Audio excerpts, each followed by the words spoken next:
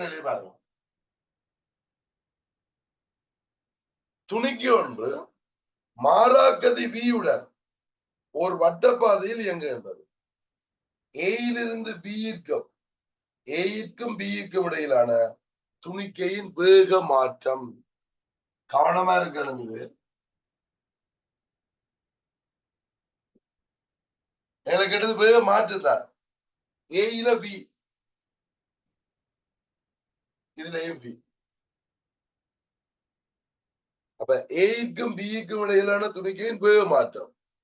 வேக மாற்றம் அப்படி காணுவீங்கள். இறுதி வேகம் செய்ய ஆரம்பம். இறுதி வேகம் இதெல்லாம் ஏயிலிருந்து பிக்கு சாய ஆரம்ப வேகம் இது. இந்த சில வேக மாற்றம் ஆரம்ப வேகம் செய்ய இறுதி வேகம். இப்ப என்ன செய்யறேன்? இந்த திசையில பி, இதை பிளஸ் ஆகிறதுக்கான இந்த திசையில இது காவி முகோணங்க. இது பி முடிஞ்ச இடத்துல இருந்து இருக்கிறவங்க பி. அப்ப விளைவுகள் எப்படி வரும்? என்ன விளைவுகள்? இது 90 பிபி என √2 வயதர தீரப்படி. சோ பிபி √2 என்ன வி வர்க்கம் சக வி வர்க்கத்தின் வர்க்க மூலம். சோ √2 எத்தனாவது விடை? 2வது விடை.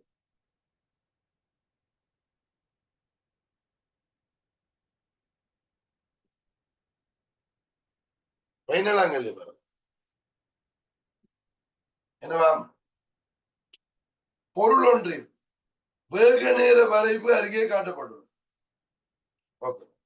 6 செகண்ட் நேர இடைவெளியில் இடப்பெயர்ச்சியுங்கள். 2 செகண்ட் நேர இடைவெளியில் இடப்பெயர்ச்சியும் வீதம்.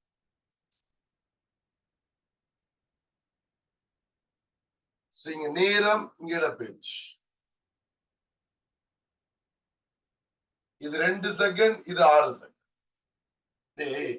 2 செகண்ட் படியா நான் இதை இன்னொன்று உடைக்கிறேன் 4. 2 4 6.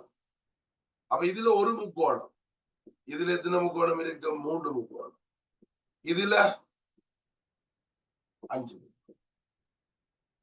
அப்ப 6 செகண்ட் இடப்பெயர்ச்சி என்ன சொல்லுங்க? ஆபம் 6ஆம் செகண்ட் 6 செகண்ட்ல 6 செகண்ட் இடப்பெயர்ச்சி இந்த மொத்தம் 8 1 9 முக்கோணத்துவம். 2 செகண்ட் இடப்பெயர்ச்சி ஒரு முக்கோணத்துவம். அப்ப ரேஷியோ என்ன? 9க்கு 1. அப்ப வீதம் கேட்டது 9 3ஆகும்.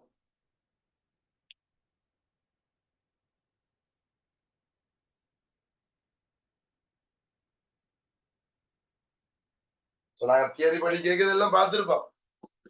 இந்த முக்கோண மெத்தட் எல்லாம் டக்குன்னு செய்யணும்.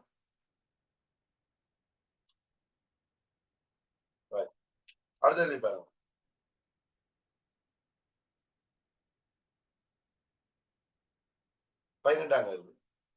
என்னவா? நீரில் நனைந்த கையை உதரும் போது நீர்த்துளிகள் கையை விட்டு சிந்துதல். ஓகே. சுத்தியலின் தலையை பிடியில் இருக்குவதற்கு பிடியானது விரைத்த பொருள் ஒன்றின் மீது அடிக்கப்படும். பாவம் என்ன கேட்க வர்றார்? மேலே உள்ள தோற்றப்பாடுகளில் நியூட்டனின் முதலாம் விதியினால் விளக்கப்படக்கூடியது. அப்ப நியூட்டன் முதலாம் விதியை கேட்கிறார். இப்ப ஏ கூட்ட பாருங்க. என்னவா? நீரில் நனைந்த கையை உதரும் போது நீர்த்துளிகள் வெளியேறார். இப்படி உதறிக்க நீர்த்துளி வெளியேறார். எஸ். எப்படி? உங்களோட கையில நீர் இருக்குது. நீங்க உதர்ற நேரம் என்ன செய்ய? கீழே கொண்டு போயிட்டு அக்கன்னு மேல எடுப்பீங்க. அப்ப கையில நீர் இருக்குது. இத கையை நடுவா நீர்த்துளி இருக்குது. இதை நீங்க கீழே கொண்டு போய் என்ன நடக்கும்? அந்த நீர்த்துளியும் கீழே வரும். நீங்க கையை டக்குன்னு மேல கொண்டு வரைக்க இந்த போற நீர்த்துளி என்ன செய்யும்? அப்படியே போயிடும். அப்ப இந்த கையை கொண்டு வரைக்க இவற்றை விசை அவருக்கு போவாது தண்ணிக்கு. அப்ப இயங்குற பொருள் தொடர்ந்து அதே கதியோடு அதே வேகத்தோடு இயங்கும். அப்ப நியூட்டன் முதலாம் விதி தானே. அப்ப கைய உதர்றதுன்றது நியூட்டன் முதலாம் விதி. ஏன்? நீங்க கீழே கொண்டு போய்க்க தண்ணி கீழே போனது டக்குன்னு மேல எடுத்தோடனே போன தண்ணி தொடர்ந்து கீழே போய் கொண்டு. இயங்குற பொருள் தொடர்ந்து மாறாவகத்தோட இயங்குது. முதலாம் விதி. அடுத்தது, சுத்தியலின் தலையை பிடியில் இருக்குவதற்கு பிடியானது விரைத்த பொருளொன்றின் மீது அடிக்கப்படும். நீங்க இந்த சுத்தியல் அடிதண்டை இல்ல, இப்ப இதுதான் பிடியா இருக்கும்.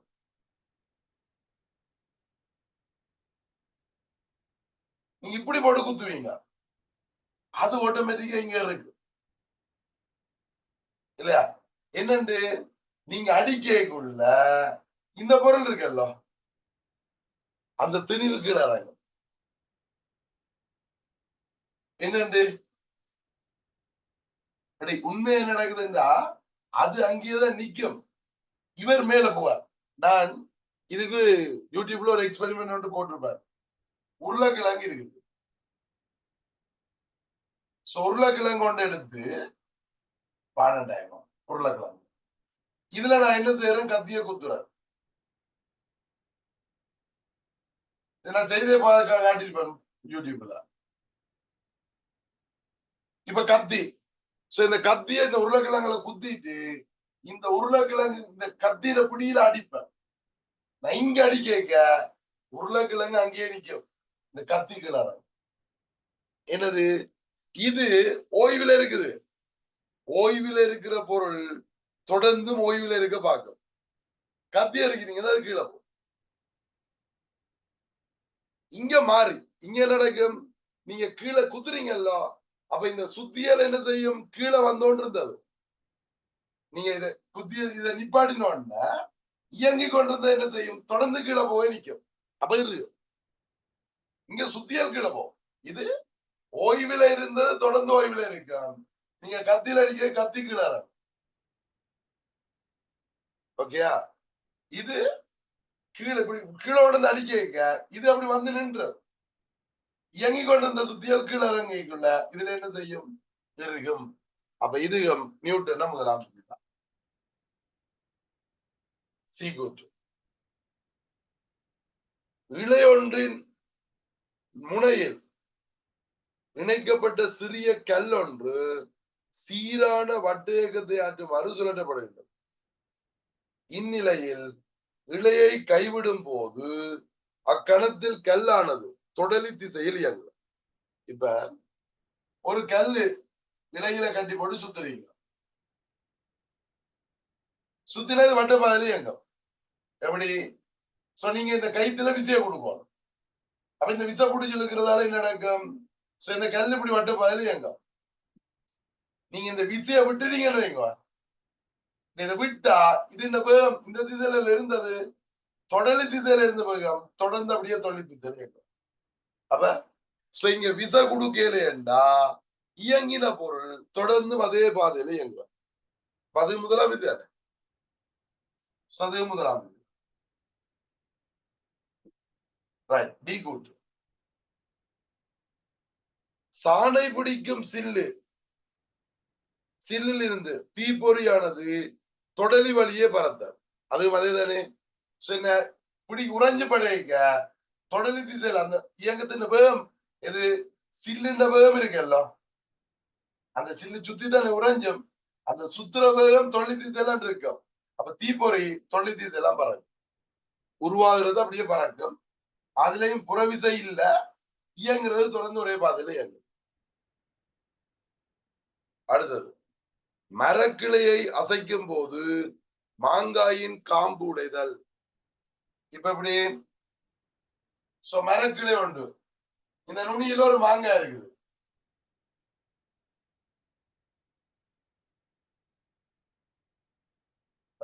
இப்ப நீங்க இந்த கொப்பை அசைச்சால், இந்த கொப்பை குலுக்கினால், குலுக்குறீங்கன்னு வைங்க, இந்த கொப்பை குலுக்கினா இந்த மாங்காய் கீழே கிடக்கு. எப்படி? டேய், ஓய்வுல இருக்கிற மாங்காய் இந்த ஓய்விலே இருக்கிற பண்ணும், ஓய்வுல இருக்கிற மாங்காய் தொடர்ந்து ஓய்விலே இருக்கிற பண்ணும். அப்ப இந்த கொப்பு கீழே போயிக்க இந்த காம்பு மடி. டேய், கொப்பு கீழே போயிக்க காம்பு மடியும். உங்களுக்கு தெரியும், மாங்காய் புடுங்கணும்னா என்ன செய்ய வேணாம், அப்படி அந்த காம்பை இப்படி மடிச்சீங்கன்னா உடைஞ்சிருந்தாங்க. அப்ப கொப்பு கீழே போகுது, மாங்காய் அப்படி இருக்கே தணிக்கும். ஏன் ஓய்வில் இருக்கிற பொருள் தொடர்ந்து ஓய்வில் இருக்கே தணிக்கும். அப்ப அது ஓய்வில் இருக்க இது காம்பு இது கிளை மட்டும் கீழே போயிருக்க காம்பு மடிஞ்சு கீழே விழுது. அப்ப மாங்காய் புடுங்குதல் புழுக்கி மாங்காய் புடுங்குதல் நியூட்டன் முதலாம் விதி. அப்ப இப்ப உங்களுக்கு என்ன தோணுது? அடைச்ச எதை பார்த்தாலும் நியூட்டன் முதலாம் விதி போலாம் கிடக்குதுன்னு அப்படித்தானே தோணுது. ஐந்தாவது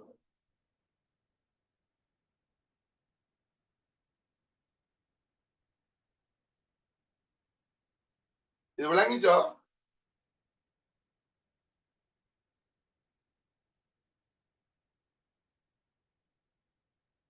முதலாம் விதியில ஓய்வில இருக்கிறது ஓய்வில இருக்கும், இயங்குறது தொடர்ந்து அதே பாதையில இயங்குவோம். அப்ப அந்த கன்செப்ட்ல பாத்தீங்கன்னா 19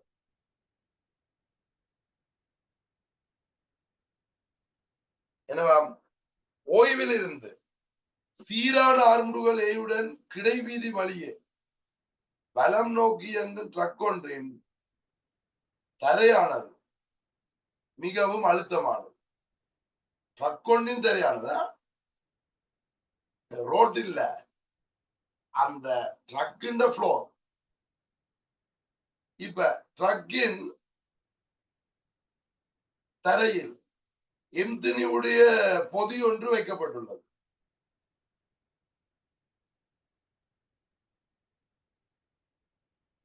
பொறியில் தொழிற்படும் விசைகளை திறம்பட வைக்கும். இப்ப இது ஒரு ட்ரக்.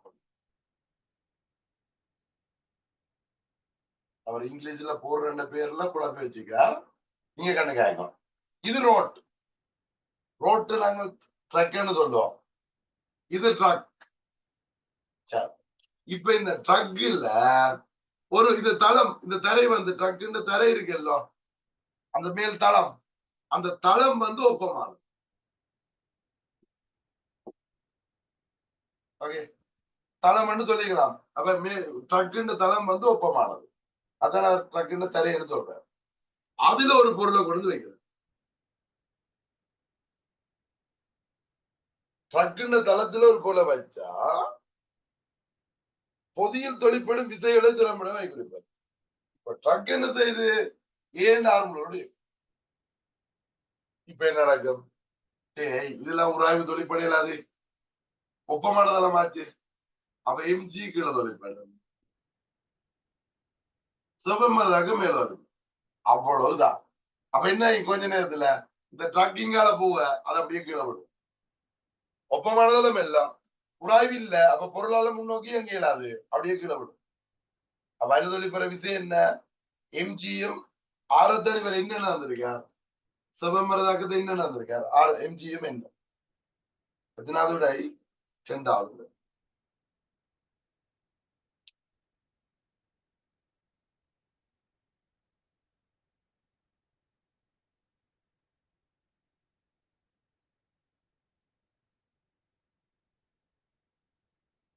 அடுத்தது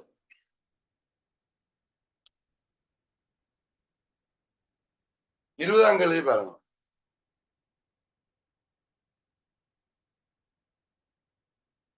அப்ப இதுல பொது பின்னோக்கி எங்காது, ஒரு நாளுமே உராய்வு இருந்தா கூட பின்னோக்கி எங்காது. இது இது போக இப்ப இதுவே கரடானதா இருந்தா, இந்த ட்ரக்குன மேற்பரப்பு கரடானதா இருந்தா என்ன நடக்கும்? இதுல உராய்வு இருந்தால் அதன் வெளிப்பற விசை இந்த உராய்வு விசை முன்னோக்கி இருக்கு. மேன் இது ட்ரக் தான் முதல் போக வலிக்கணும். அப்ப பொருள் ட்ரக்கை தடுக்க இந்த ட்ரக் என்ன செய்யும்? இதை முன்னுக்கு இழுக்கும், ஆறு கீழே வரை எம்ஜி கீழே வரும், செவம்பரதாக மேலும். அப்ப எஃப் எம்ஜிஆர் 3 விசை. ஓகே, அது கரெக்டானது. ஒரு நாளும் பின்னுக்கு போவாது, அது பின்னுக்கு விழுகிறதால உங்களுக்கு பின்னுக்கு போற மாதிரி இருக்கும். பின்னுக்கு விழாது, இது முன்னுக்கு போயிடும். அவர் முன்னுக்கு போய் கொஞ்சம் மீதா விழுவார். ட்ரக்குக்கு பின்னால விழுறார், ஏன் பின்னால ட்ரக் முன்னால போயிடும், இவர் மெதுவா போயிருக்கு கீழே விழுவார், முன்னால போய் தான் விழும். இப்ப 20ஆம் கேள்வி பாருங்க. அழுத்தமான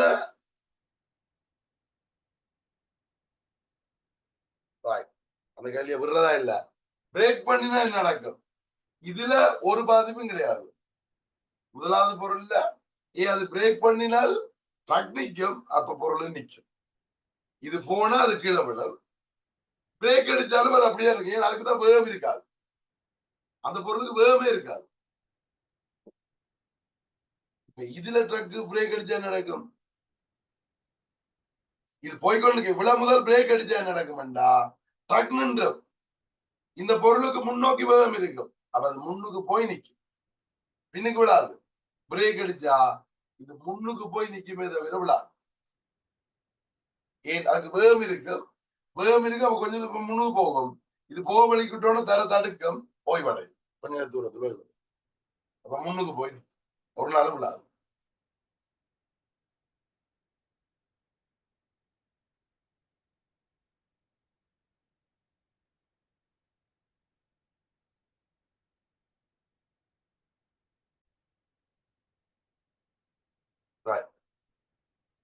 அழுத்தமான லேசான கப்பியின் மேலாக செல்லும் இழையொன்றின் முனைகளில் 3 கிலோகிராம் 2 கிலோகிராம் திணிவுகள் இணைக்கப்பட்டு படத்தில் காட்டியவாறு கப்பியில் எப்சமன் 60 நியூட்டன் நிலைக்குத்து விசை மேல் நோக்கி பிரயோகிக்கப்படுகிறது. 3 கிலோகிராம் 2 கிலோகிராம் ஆர்முடுகள் முறையே 2 3 ஆர்முடுகள் முறையே. இப்ப ஒரு கப்பி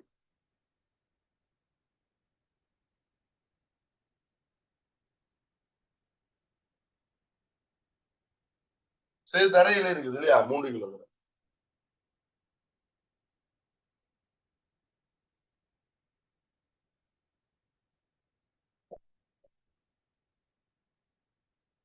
ரைட். 60 நியூட்டன் நிலைக்குத்து விசை மேல் நோக்கி பிரயோகிக்கப்படுகிறது. இப்ப இது என்ன ஆர்முடுகள் காணும். இப்ப இது ஆரம்பத்துல கதை இயங்க வலிக்கிட்டோன்னா அது வேற வேற போயிடும். இது ஆர்முடுகைக்கு வித்தியாசமா போயிடும். ஆரம்பத்துல இவர் தரையில இருக்காருல்லோ, நீங்க இதை புடிச்சுழுத்தா என்ன செய்யும்? இது மட்டுமே இல்லையா? இது மேல போயிருக்க, இது இயங்காது. இவர் பாரு, இவர் லேசானவர் தரையில இருக்கார். அப்ப இது மட்டும் மேல போகும். இனி லேசான கப்பி எல்லாம் லேசான கப்பி என்ன விளைவில் விசை பூச்சியமா இருக்கும். அப்ப இந்த விசையும் என்ன இருக்கணும்? சமம். அப்ப இது டி என்னது டி? இந்த டீயும் சேர்ந்து 70 சமன். அப்ப 2t சமன் 60. லேசான கப்பி என்றா விளைவில் விசை பூச்சியமா இருக்கலாம். அது ஆறு முடியும். அது மேல் நோக்கி இயங்கலாம். ஆறு முடியினாலும் விளைவில் விசை பூச்சி. அப்ப 2t சமன் 60. டி எவ்வளவு? இப்ப இந்த டி 30 என்றா இது 30. தரையிலையும் 30. அவ 3 கிலோகிராம் என்ற ஆர்முடல் என்ன? இது எப்படி? இது 30 நியூட்டன், இங்க 20. அப்ப விளைவில் விசை எவ்வளவு? விளைவில் விசை 10. 10 2 5. அப்ப இது ஆர்முடல் 5. அப்ப 2 கிலோகிராம் என்ற ஆர்முடல் 5, 3 கிலோகிராம் 0. அப்ப 5,0. தானே முதல்ல கேட்டவர். அப்ப 5,0 முதலாவது. என்னண்டா இப்ப இது ஓய்வில் இருக்கும் வரைக்கும் தான் இது சாத்தியம். அது என்ன? இது கூட்டையிலாது தானே. அப்ப இது ஓகே, இது 30 தான். ஆனா என்ன, இப்படி எங்க செய்த மட்டும் சிக்கலாயிரும். ஆனா இந்த இடத்துல 60 நியூட்டன் கொடுத்தா ஏழாது. இப்படி எங்கிடா, இப்ப ஒரு கப்பி, இதுல ஒரு திணிவு, இதுல ஒரு திணிவு, இங்க ஒரு விஷயம் கொடுத்து ஆறு முடிக்கலாம். அப்ப இங்க வேற கன்செப்ட், சார்பு ஆறு தான் வேற. ஆனா அது அப்படி ஒரு சாத்தியம் இங்க இல்லையே. இது 60. அப்ப இந்த இழுவை 30 விட கூட இல்லாது. அப்ப இது இயங்கவே இல்லாது. அதனால இதை யோசிக்கிறது. அப்ப இதான் 5 0.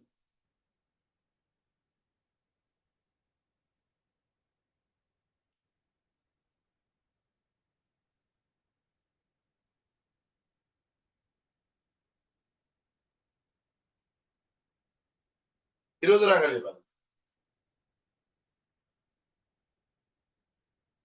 என்னவா பின்வரும் கூற்றுக்களுள் சரியானது அல்லது சரியானது. முதலாவது கூட்ட பாருங்க. ஏ கூட்டு என்னவாம்? வேலையானது மாற்றேற்று சட்டத்தில் தங்கி இருக்கும். வேலை மாற்றேற்று சட்டத்தில் தங்கி இருக்குமா? சரி. அது என்ன செயல்? எல்லாரும் கேட்கிற டவுட். அது என்ன சார் மாற்றேற்று சட்டத்தில் தங்கி இருக்குண்டா? இப்ப இங்க பாருங்க. இப்ப இப்படி ஒரு காயுங்க. ஒரு வண்டி. ஓகேயா? இப்ப இந்த வண்டி இயங்குது 2 மீட்டர் per செகண்டோட இயங்குது. வழியாளர் ஒருத்தர் நிக்கிறார் ஏ, உள்ளுக்கு ஒருத்தர் நிக்கிறார் பி. இப்ப இன்னொரு பயல் சி என்ற ஒரு பயல் என்ன செய்யறார்? ஒரு பந்து எறிகிறார். எப்படி? ஒரு பந்து இங்க இருந்து இங்க கொண்டு எறிகிறார். ஓகே, இங்க இருந்து இங்க இந்த பந்து கொடுக்குற விசை, அவர் ஒரு சராசரியா ஒரு விசையை கொடுக்கிறார் 100 நியூட்டன். 100 நியூட்டன் விசையை கொடுத்து கையசைக்கணும் எல்லாம். நான் ஒரு பந்து எறியணும்டா இங்க இருந்து இங்க கொண்டு வந்த எறிவன், இங்க இருந்து இங்க கொண்டு வர்றேன். அந்த கொண்டு வர்ற தூரம், இந்த பந்தை கொண்டு வர இந்த தூரம் இருக்குல்ல, அந்த தூரத்தை 1/2 மீட்டர், சும்மா சொல்ல 50 சென்டிமீட்டர், 1/2 மீட்டர் கொண்டு வந்து எறிகிறார். ஓகேயா? எறிகிறதுக்கு 1 செகண்ட் எடுக்குதுன்னு வை. எவ்வளவு தரவு? நான் விளங்கப்படுத்துறேன்னு சொல்றேன். இனிமேலைக்கு விளங்கினா பிறகு என்ன ஓகே தான், நேரடியா போட்டுருவீங்க. சரி, 1 செகண்ட்ல வந்து எறிகிறார். 1 செகண்ட்ல இவர் 0.5 மீட்டர் கையை கொண்டு வந்து அந்த பந்து எறிகிறார். ஓகேயா? இப்ப இந்த பந்து எறிகிறதுக்கு சில வேலையை பார்க்க போறோம். இப்ப சொல்லுங்க, பி சார்பாக ஏ சி செய்த வேலை. இவர்கள் சி. இப்ப பிய பொறுத்த மட்டும் இவரும் ஒரே மாதிரி இயங்கிட்டு இருக்கணும். அவருக்கு இவர் எவ்வளவு தூரம் கையை கொண்டு வந்தா தெரியும்? 0.5 மீட்டருக்கு கொண்டு வந்தா தெரியும். 100 நியூட்டன் மிஸ் ஆயி. அப்ப 100 தர 0.5 மீட்டர் கையை அசைச்சிருக்கார். அப்ப 50 நியூட்டன் மீட்டர், 80 ஜூல் வேலை செஞ்சிருக்கார். அப்ப பிய பொறுத்த மட்டும் ஏ என்ன வேலை செய்திருக்கார்? 50 ஜூல். ஏன்? 2 பேரும் ஒரே அடியா இயங்கிட்டு இருக்கணும். அப்ப இவர் இந்த கையை கொண்டு வந்தது மட்டும்தான் தெரியும். ஆனா ஏ சார்பா சி செய்த வேலை எவ்வளவு சொல்லுங்க ஆகும்?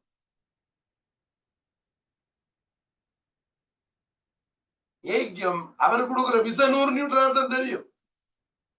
100 நியூட்டன் தான் தெரியும். ஆனா ஏ பொறுத்த மட்டும் கை எவ்வளவு தூரம் அசைஞ்சிருக்குன்னு சொல்லுங்க ஆகும்? இது 0.5. அதே நேரத்துக்கு 1 செகண்ட்ல வண்டி 2 மீட்டர் போயிருக்குமல்லோ. அப்ப தொடங்கேக்கு இங்க இருந்த கை முடியேக்கு இங்க இருக்குது. ஏன் வண்டி போயிருக்கும்? அப்ப தொடங்கேக்கு இங்க இருந்த கை முடியேக்கு இங்க இருக்கு. 2.5 மீட்டர்ல இருக்குது. ஏன் வண்டி 2 மீட்டர் இயங்கி இருக்கு. அப்ப ஏய பொறுத்த மட்டும் எவ்வளவு தூரம் கொண்டு போய் கையை விட்டவர்? 2.5 மீட்டர் கொண்டே கையை விட்டவர். அப்ப அதுக்கு போடுறோம் 2.5. அப்ப எவ்வளவு? 250 ஜூல் வேலை செய்யும். அப்ப ஏ சார்பா செய்த வேலை 250 ஜூல், பி சார்பா செய்த வேலை 50. அப்ப செய்யற வேலை எது சார்பா கேட்கிற மட்டத்துல இருக்கு. சார்பா பாக்க விசை மாறாது. ஆனா இடப்பெயர்ச்சி ஒவ்வொரு சார்பா மாறுமல்லோ. விசைதர இடப்பெயர்ச்சியில இடப்பெயர்ச்சி மாற்றேற்று சட்டம் மாறும். அப்ப செய்த வேலை மாறும். அப்ப செய்யப்பட்ட வேலை மாற்றேற்று சட்டத்தில் தங்கி இருக்கும். சரியே. ஓகேயா? ரைட். பி கூட்ட பாருங்க. ஏதாயினும் ஒரு மாற்றேற்று சட்டத்தில் செய்யப்பட்ட வேலையானது நேராகவும் வேறொரு மாற்றேற்று சட்டத்தில் செய்யப்பட்ட வேலை மறையாகவும் இருக்கலாம். யா, இப்ப ஒரு சார் ஏக்கு இப்ப வண்டி மற்ற பக்கம் இயங்குறாங்க. இவர் இங்க எறிகிறார், வண்டி மற்ற பக்கம் இயங்குறாங்க. அப்ப பிக்கு செய்த வேலை பிளஸ், ஏக்கு செய்த வேலை மைனஸ் ஆகும். வண்டி மற்ற பக்கம் போகுது, இவர் 0.5 கொண்டு வர்றார், வண்டி 2 மீட்டர் அங்கால போகுதுன்னா இடப்பெயர்ச்சி இந்த பக்கம் செய்ய கொண்டு சமைச்சு. அப்ப அதுவும் சரி. ஒரு சட்டத்துல பிளஸ் ஆகும், ஒரு சட்டத்துல மைனஸாகவும் இருக்கலாம். அடுத்தது நிலையியல் உராய்வு விசையினால் வேலை செய்யப்படலாம். ஷோர், நிலையியல் உராய்வு விசையால வேலை செய்யலாம்.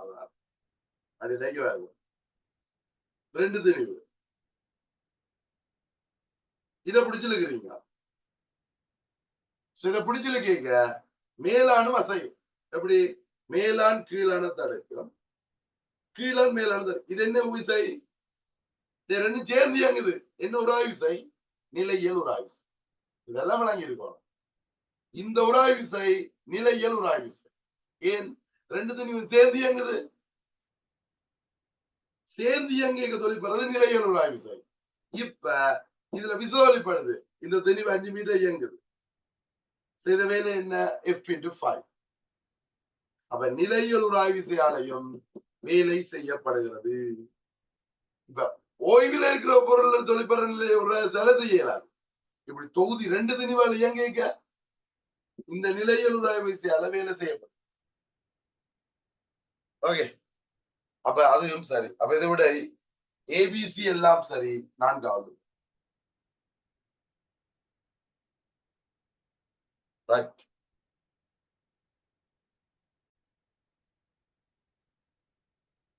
இருபத்தி 22ஆம் கேள்வி பாருங்க. அலையவிடப்பட்ட எளிய ஊசல் ஒன்று பாதையில் முளை ஒன்று வெவ்வேறு புள்ளிகளில் உள்ள போது ஊசலின் அளவை பின்வரும் படங்கள் குறிக்கின்றன. அவற்றுள் சரியானது. இப்ப என்னவாம்? ஒரு ஊசல்.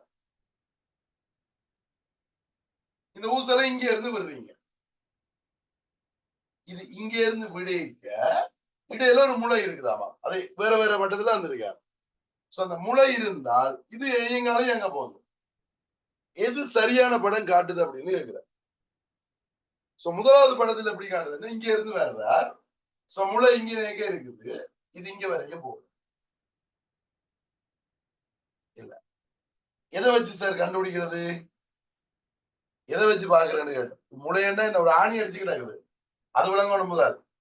முளையண்டா இந்த கயிறு வரைக்க இந்த இடத்துல ஒரு ஆணி அடிச்சு கிடக்குது. அப்ப என்ன செய்யும்? ஆணில தங்கி இங்கால போகும். அப்படி போகும் மடிஞ்சு. அதான் முளை. இதுல நடுவில் ஒரு ஆணி அடிச்சு கிடக்கு. அப்ப இப்ப எதை வச்சு செய்யறேன்னு கேட்டா இதுல ஒண்ணுமே நடக்கல. ஆணியில ஸ்டக் ஆகுது. இவர் இயங்குறார். அப்ப இங்க என்னன்னு கேட்டீங்கன்னா இதுல இருந்து விடுறீங்க. அப்ப ஆரம்பத்துல இந்த இடத்துல என்ன சக்தி இருக்கும்? அழுத்த சக்தி இருக்கு. அப்ப என்ன? இது தரைமட்டம்னா இவ்வளவு அழுத்த சக்தி இருக்கு. அப்ப இறுதியிலையும் என்ன இருக்கணும்? ஓய்வடைய பழையபடி ஓய்வடைய அதே அழுத்த சக்தி இருக்கும்.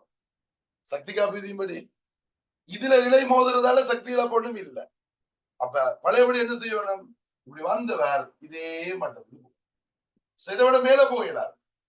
அதை விட கீழே நிக்கலாது.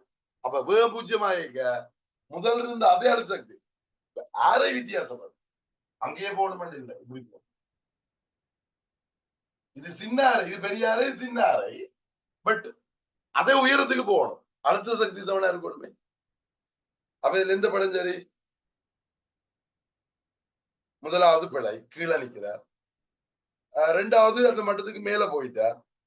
4வது மேல, 5வது மேல. அப்ப இது சரி. இருக்கிறதுக்குள்ள பொருத்தமானது 3வது. ஓகே, சோ அழுத்த சக்தி சமனா இருக்கும். வேகம் பூஜ்யமா இருக்கு. அது ஒரு எழுது தானே இப்ப காட்டி கிடக்குது 2வதுல.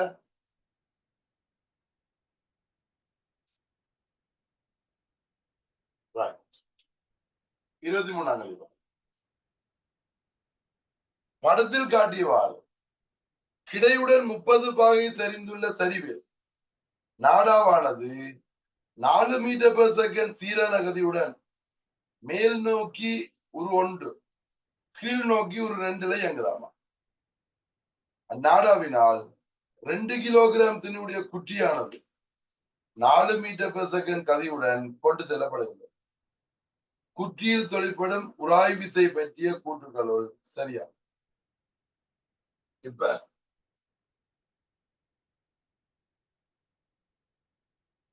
முதலாவதுல என்ன நடக்குதுன்னா வேற மேல போகுது.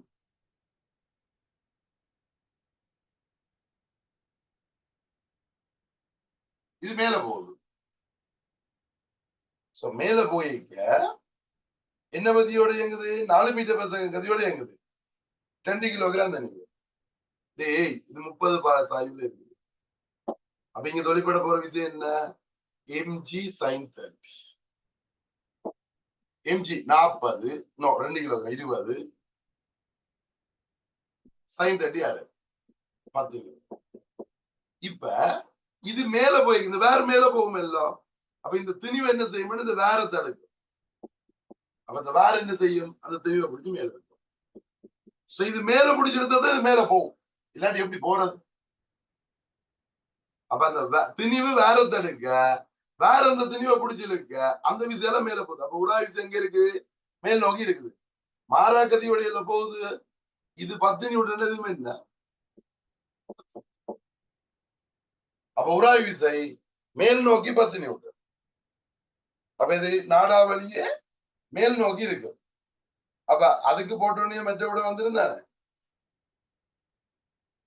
இல்லையா? அது ஒன்றுதானே இருக்கு. இது கிடைக்கும். அடுத்த பார்த்துருவோம். கீழ் நோக்கி எங்க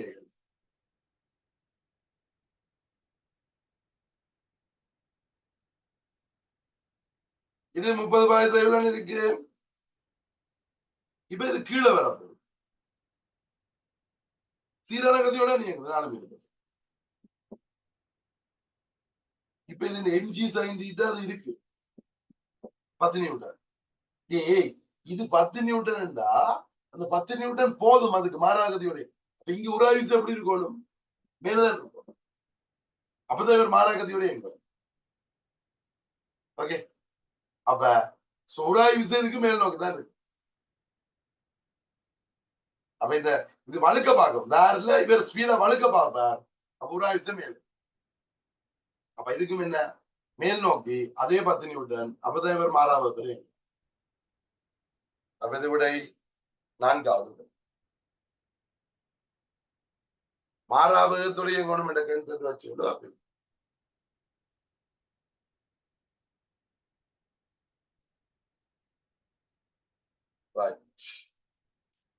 24ஆம் கேள்வி பாருங்க.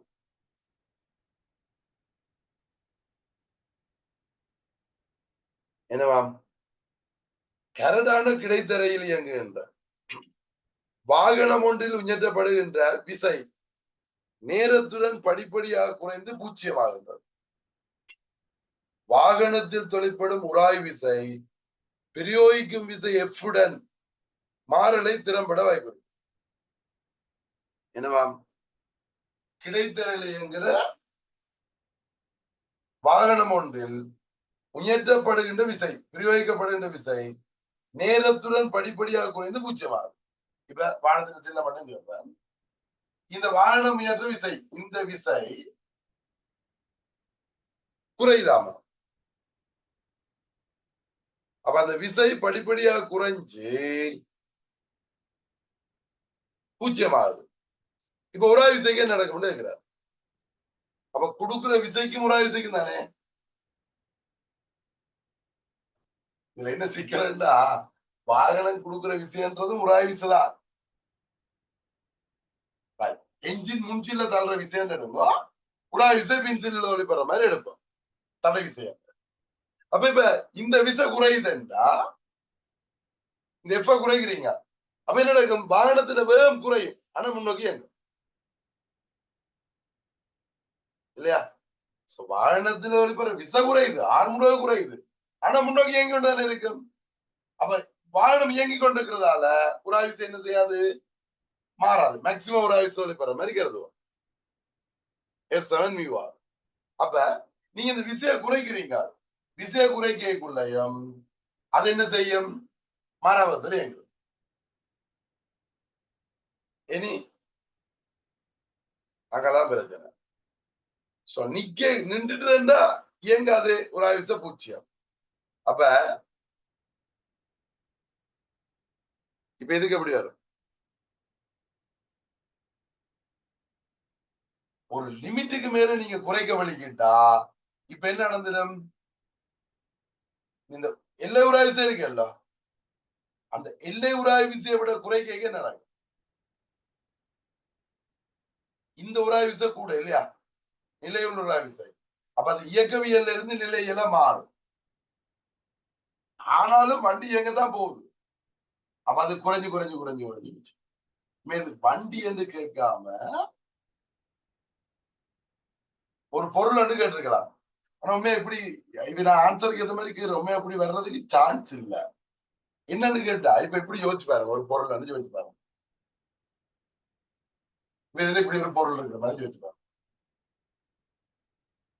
நான் ஏதோ விஷயம் ஒண்ணு பிரிய வைக்கிறேன்ல, இப்ப இந்த குடுக்குற விசை, இது வண்டி எல்லாம் வேணாம், வண்டி என்று வேணாம், ஒரு விசை, ஒரு திணிவு கரடான தரையில வச்சு நான் கொடுக்குற விசை. அப்ப இதுல ஒரு விசை ஒழிப்பேன். இப்ப இந்த விசையை குறைக்கிறீங்க, ஆனா விசை தொழிற்பட்டது என்ன செய்யும்? இயங்கும். சோ வேகத்தோட இயங்கி கொண்டிருக்குமல்ல, இது வேகமா இயங்கி கொண்டிருக்கிறதால இந்த உராய் விசை என்ன உராய் விசை? இயக்கவியல் உராய் விசை. இப்ப இந்த உராய் விசையை நீங்க குறைக்கிறீங்க, விசையை குறைக்கிறீங்க, அப்பவும் இது என்னவா இருக்கும்? இயக்கவியல் உராய் விசை இல்ல, அப்ப என்ன நடக்கும்? விசை குறைஞ்சு குறைஞ்சோண்டு வருவேன். சரி, விசை உராய் விசை மாறாம இருப்பார், எஃப் குறைஞ்சு கொண்டு வர்றார், ஆனா இயக்கவியல் உராய் விசை மாறாம இருக்கு. எது வரைக்கும்? இந்த விசை இருக்கும் வரைக்கும் இவர் ஆரம்பிச்சு கொண்டிருப்பார். இப்ப ஒரு கட்டத்துல இப்படி யோசிப்போம், ஒரு கட்டத்துல இந்த விசை குறைஞ்சு குறைஞ்சு குறைஞ்சு எஃப்க்கு சமனாகும். இப்ப என்ன இயங்கும்? மாறாவதுல இயங்கும். அப்ப அந்த இடத்துல அதுக்கு பிறகு மாறாவதுல இயங்குறார். ஓகே, எஃப்க்கு சமனா வரைங்க. உதாரணம், நீ எஃப்க்கு வேல்யூ கொடுத்தா உராய்விசை 100 நியூட்டன் வைங்குவான். அப்ப இது 200 அறிக்கைக்குள்ள இயக்கவியல் உராய்விசை மாறாது. 200ல இருந்து நீங்க 100க்கு குறைச்சிட்டீங்க. இப்ப 100ல வரைக்க இது என்ன விசை? உராய் விசை விதியும் சமன். ஓகே, இந்த இடம் வரைக்கும் இயக்கவியல். இதை விட நீங்க குறைக்கிறீங்க 90 ஆக. இப்ப இத 90 ஆக இது என்ன விசையா வரும்? அது 100 தான், அது 100 தான். ஏன்? அட இதுக்கு வேகம் இருக்குது, வேகம் இருக்கிறதால இயங்கும். இயங்கினால் அது என்ன ஒரு விசை? இயக்கவியல் ஒரு விசை இல்லையா? அப்ப இது 90 எப்ப 0 ஆகும் தெரியாது. எப்ப வண்டியில வேகம் இப்ப அமர்முடுக, இப்ப வண்டி அமர்முடுக போகுது, அமர்முடுகி 0 ஆக போகுது. எப்ப 0 ஆகும் தெரியாது இல்லையா? அதனால இவர் வேகம் 0 ஆகிறது ஆகலைண்டா, இந்த விசைய 0 ஆகியும் வேகம் 0 ஆகலைண்டா, இப்படியும் தரலாம்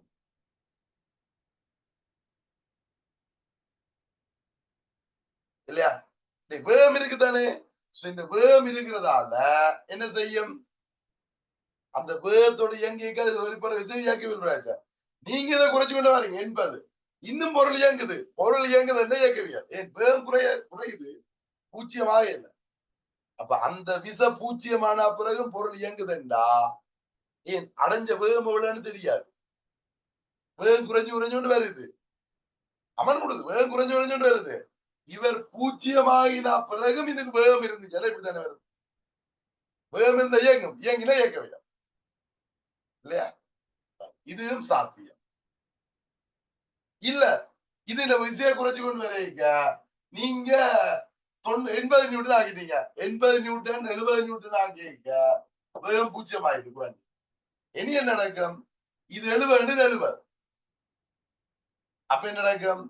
நிலையல் உராய் விசை என்ன? அப்ப இனி 70க்கு பிறகு என்ன நடக்கும்? நிலையல் உராய் விசை. அதுக்கு பிறகு டக்குன்னு குறைஞ்சு, அதுக்கு பிறகு விசையை குறைக்க இது குறையும். அப்ப இதுக்கும் சாத்தியம், அதுக்கும் சாத்தியம். ஏன் எப்ப ஓய்வடையுதுன்னு அவர் தரையில்லை. அதனால 3வது விடையும் வரலாம், 4வது விடை. ஆனா ஸ்கீமில் என்னவோ 4வது விடை தான் கொடுக்கப்பட்டிருந்தது, ஆனா 3ம் சாத்தியம் அப்படி என்ன தெரியும். நான் கேட்கிற கருத்தை விளங்க நினைக்கிறேன். ரைட். சோ இதை பார்த்துட்டு இருக்கிறார்கள் யாராவது, நான் இதை யூடியூப்ல போடுவேன் தானே. சார் மாதிரி யாராவது பார்த்துட்டு இருந்து ஏதாவது விளக்கங்கள் இருந்தா எனக்கு வாட்ஸ்அப் பண்ணி கொள்ளலாம். என்னுடைய நம்பர் இருக்கு தானே.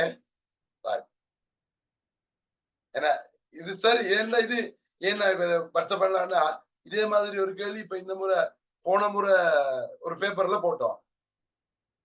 அந்த பேப்பர்ல இதே பிரச்சனை வந்தது.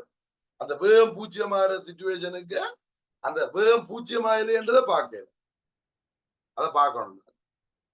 ஓகே, அப்ப 3 வரலாம் அல்லது 4 வரலாம். சிச்சுவேஷன் சரியா சொல்லாட்டிக்கு செய்ய முடியாது இல்லையா.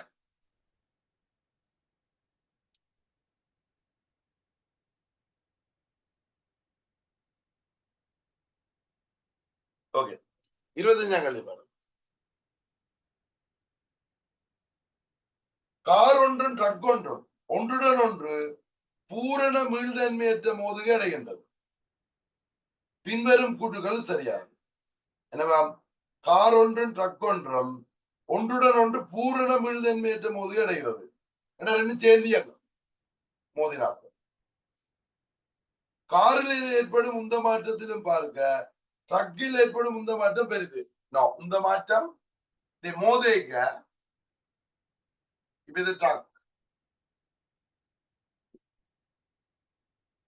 இது கார். இப்ப இது 2 மோதுது. எப்படி மோதுது? ஒன்று ஒன்று பூர்ணம். இப்ப உந்தம் காக்கப்படும். மோதுகையில உந்தம் காக்கப்படும். உந்தம் காக்கப்பட்டா ஒருத்தருக்கு உந்தம் குறையும், ஒருத்தருக்கு உந்தம் கூடும். அப்ப 2 பேருக்கு உந்த மாற்றமும் சமனா இருக்கும். ஓகே தானே. அப்ப இவர் என்ன சொன்னவர், காரில் உந்த மாற்றத்திலும் பார்க்க ட்ரக்ல பெருசுன்னு சொன்னா பல 2 உந்த மாற்றம் சமம். பி கூட்டு. காரில் ஏற்பட்ட இயக்க சக்தி மாற்றத்திலும் பார்க்க ட்ரக்கில் ஏற்பட்ட இயக்க சக்தி மாற்றம் பெருது. இயக்க சக்தி மாற்றம் எதுக்கு பெருசுன்னு பார்க்கணும்.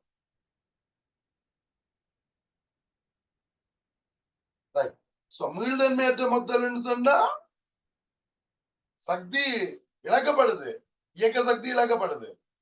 பட் என்ன கேள்வி, காரில் ஏற்பட்ட இயக்க சக்தி மாற்றத்திலும் பார்க்க ட்ரக் அது தெரியாது. வந்த வேகங்கள் எப்படின்னு தெரியாது. 2 பேரும் ஏதோ வேகத்தோட வந்தவன். மோதினா பிறகு எங்க போயிடும், சேர்ந்து எங்க போயிடும். எங்களுக்கு வந்த வேகங்கள் தெளிவு தெரியாதபடியா எனக்கு சொல்ல முடியாது. இது கூட குறைன்னு சொல்லலாம்.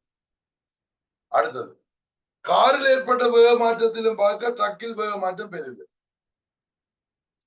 இப்ப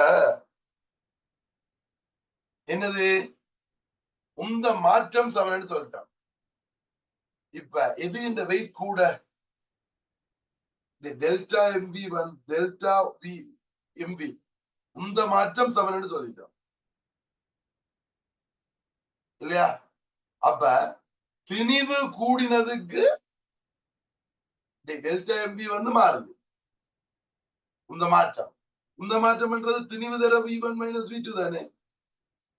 அப்ப திணிவு கூடினவருக்கு வேக மாற்றம் குறைவாரு இல்லையா. திணிவு கூடினவர் யாரு, ட்ரக். அப்ப ட்ரக்குக்கு வேக மாற்றம் குறைவு இல்லையா. அப்ப காரில் ஏற்பட்ட வேக மாற்றத்திலும் பார்க்க ட்ரக்கில் ஏற்பட்ட வேக மாற்றம் பெரிது. ட்ரக்கில் ஏற்பட்ட வேக மாற்றம் குறைவு.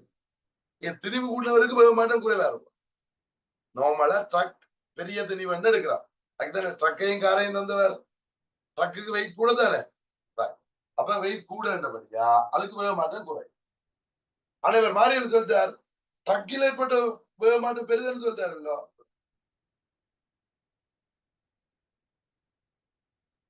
ஓகே, வந்த வேகங்கள் பெருசு சின்னதா இருக்கலாம் காரன் ட்ரக்கும். ஆனா வேக மாற்றம் என்றது திணிவு கூடினவருக்கு குறைவா தான் இருக்கும். அப்ப இதுல இதை விட ஏபிசி எல்லாம் போய்